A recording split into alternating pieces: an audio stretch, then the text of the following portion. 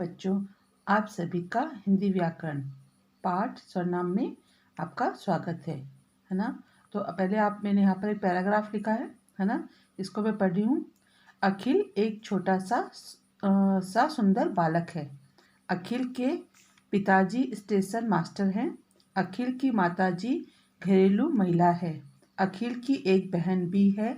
अखिल अपनी बहन के साथ खेल रहा है ना। आपको इस पैराग्राफ में कोई चीज़ दिखाई दे रही है? बार बार क्या चीज़ रिपीट हो रहा है?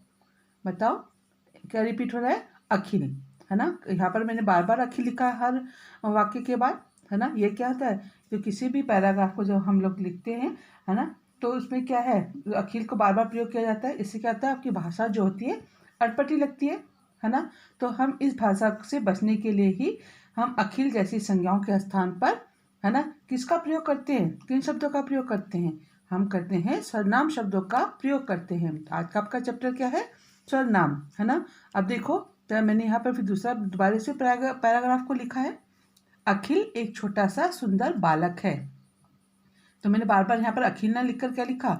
उसके पिताजी स्टेशन मास्टर हैं। उसकी माताजी घरेलू महिला है। उनकी एक बहन भी है। वह अपनी बहन के साथ खेल रहा है ना। देखो, हो गया ना। तो इसमें मैंने बार बार यहाँ पर तो बार बार अखिल का प्रयोग किया है ना। लेकिन यहाँ पर क्या है, अखिल को मैंने केवल एक ही बार प्रयोग किया है। लेकिन अखिल के स्थान पर मैंने क्या प्रयोग करा है? उसके, उसकी, है ना, उसकी, वह, इन शब्दों का प्रयोग किया है ना। तो सर्वनाम क्या होता है आपका?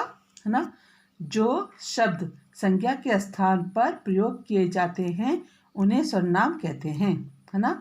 जो शब्द संज्ञा के स्थान पर प्रयोग में लाए जाते हैं उन्हें हम क्या कहते हैं?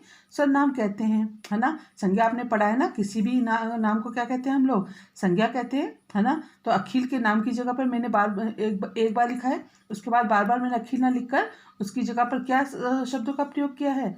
उसके, उसकी, उसकी, वह, है ना। तो इस संज्ञा के स्थान पर प्रयोग में लाए गए शब्दों को हम सर्वनाम कहते हैं। तो ये क्या है? आपके सर्वनाम शब्द हैं, है ना। अब है आपके सर्वनाम के भेद, है ना। सर्वनाम के भेद कितने होते हैं? 6 होते हैं, है ना। तो सबसे पहला भेद क्या है इसमें? पुरुषवाचक सर्वनाम, निश्चयवाचक सर्वनाम, अनिश्चयवाचक सर्वनाम, संबंधवाचक सर्वनाम, प्रश्नवाचक सर्वनाम और निजवाचक सर्वनाम। फिर बताती हूँ, है ना। सर्वनाम के 6 भेद होते हैं: पुरुषवाचक, निश्चयवाचक, अनिश्चयवाचक, संबंधवाचक, प्रश्नवाचक और निजवाचक सर्वनाम। ठीक है। पहला है आपका पुरुषवाचक सर्वनाम। ठीक है। तो पुरुषवाचक सर्वनाम हम किसे कहते हैं? जो सर्वनाम शब्द बोलने वाले, सुनने वाले या किसी अन्य व्यक्ति के लिए प्रयोग किए जाते हैं, है ना। तो मैंने क्या बोला?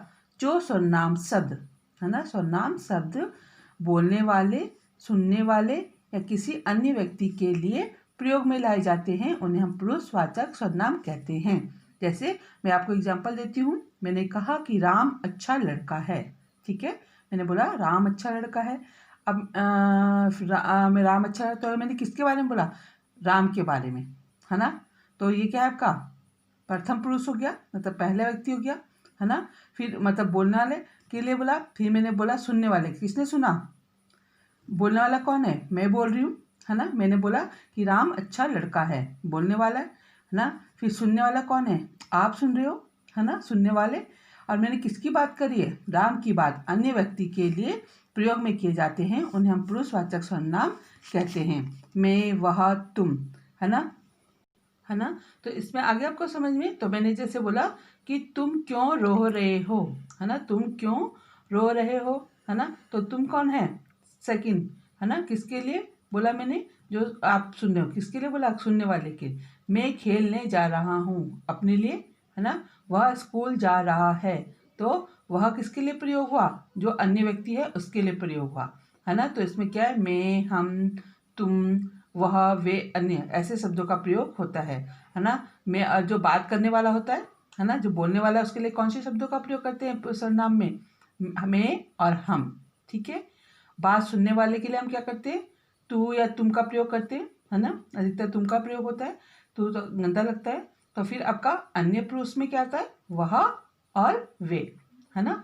तो ये आपका पुरुषवाचक सर्वनाम होता है। आया समझ में? फिर आपका है इसमें निश्चयवाचक सर्वनाम, है ना। जिन सर्वनाम शब्दों से किसी वस्तु या व्यक्ति का निश्चित ज्ञान होता है उन्हें हम निश्चयवाचक सर्वनाम कहते हैं। क्या कहा मैंने? जिन सर्वनाम शब्दों से किसी वस्तु या व्यक्ति का निश्चित ज्ञान होता है उन्हें हम निश्चयवाचक सर्वनाम कहते हैं। जैसे, है ना, मैंने क्या बोला? ये फूल सुंदर हैं, जैसे पिक्चर में दिखाया गया ना, ये फूल सुंदर हैं, तो निश्चित है ना, फूल सुंदर दिखाई दे रहे हैं, तो ये क्या है? निश्चित है, बिल्कुल है, निश्चित है, ठीक है। फिर मैंने बोला वह शिखर की घड़ी है, तो वो निश्चित ही, उसे मालूम है कि वह शिखर की आपकी घड़ी है ना। तो ये चीज़ें क्या है आपका? तो ये निश्चित है ना। यदि मैंने आपको बोला कि वह मेरा घर है, आपने बोला, है ना, तो आपको निश्चित होगा, आप अपने घर को ही बताओगे कि वह मेरा घर है, तो वो निश्चित में आएगा। ये मेरी पेंसिल है, तो ये निश्चित उसमें आएगा, है ना। ये क्या आएगा? निश्चित आपका सर्वनाम में प्रयोग किया जाएगा, ठीक है। तो निश्चित जो सर्वनाम होते हैं आपके, उसमें क्या शब्दों का प्रयोग होता है आपका? यह, वह, ये, वे, ये क्या है? आपका निश्चित सर्वनाम है ना। मैंने कहा यह कुतुब मीनार है, यदि कुतुब मीनार है वहाँ पे, तो यह कुतुब मीनार है, तो निश्चित है, कुतुब मीनार निश्चित है, ठीक है। फिर आपका अनिश्चयवाचक सर्वनाम, ठीक है।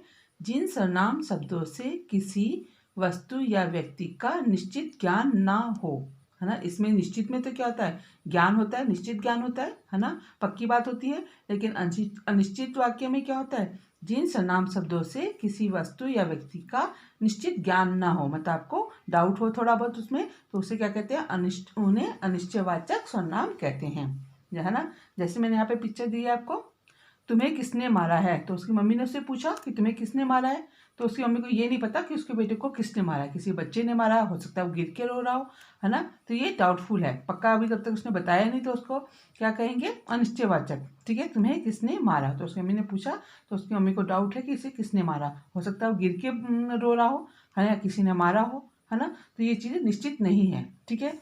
राम कुछ पढ़ रहा है ना, हमें दिख रहा है कि राम कुछ पढ़ रहा है, लेकिन हमें नहीं पता क्या पढ़ रहा है, स्टोरी बुक पढ़ रहा है या अपनी बुक पढ़ रहा है ना, क्या चीज़ पढ़ रहा है, ये चीज़ें हमें नहीं मालूम, तो ये निश्चित नहीं है। तो ये किसमें आएगा? अनिश्चयवाचक सर्वनाम के अंतर्गत आएगा, है ना।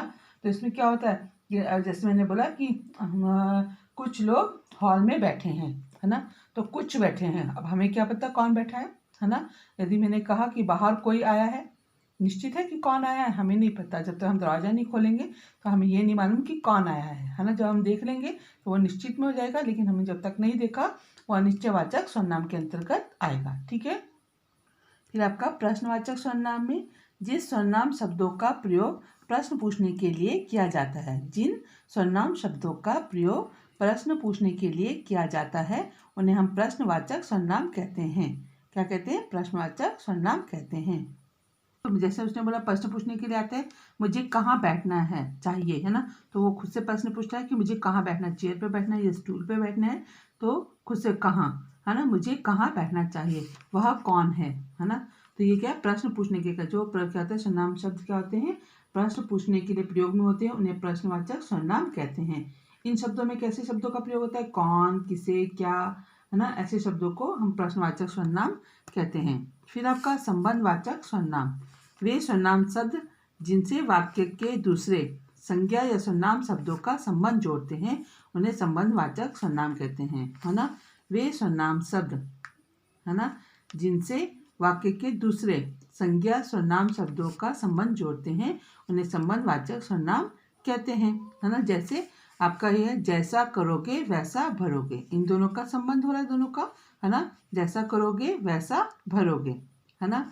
फिर जो आम पका है उसे खाओ, है ना, तो जो आम पका है उसे खाओ, तो वे सर्वनाम शब्द जिनसे वाक्य के दूसरे, है ना, ये एक वाक्य है, दूसरा वाक्य है ना, तो वे सर्वनाम शब्द जिससे वाक्य के दूसरे संज्ञा या सर्वनाम शब्दों के साथ संबंध जोड़ते हैं उन्हें हम संबंधवाचक सर्वनाम कहते हैं, है ना। आगे समझ में क्या कहते हैं? उन्हें संबंधवाचक सर्वनाम कहते हैं, ठीक है। आगे समझ में, फिर है ना, फिर आपका है इसमें निजवाचक सर्वनाम, जिन सर्वनाम शब्दों का प्रयोग अपने लिए किया जाता है उसे हम क्या कहते हैं? निजवाचक सर्वनाम कहते हैं, है ना। क्या? जिन सर्वनाम शब्दों का प्रयोग कर्ता के द्वारा, कर्ता में जो काम कर रहा है, कर्ता के द्वारा अपने लिए किया जाता है उन्हें निजवाचक सर्वनाम कहते हैं। आगे समझ में, जो मतलब क्या है, जिन सर्वनाम शब्दों का प्रयोग हम अपने लिए करते हैं उन्हें हम निजवाचक सर्वनाम कहते हैं, है ना।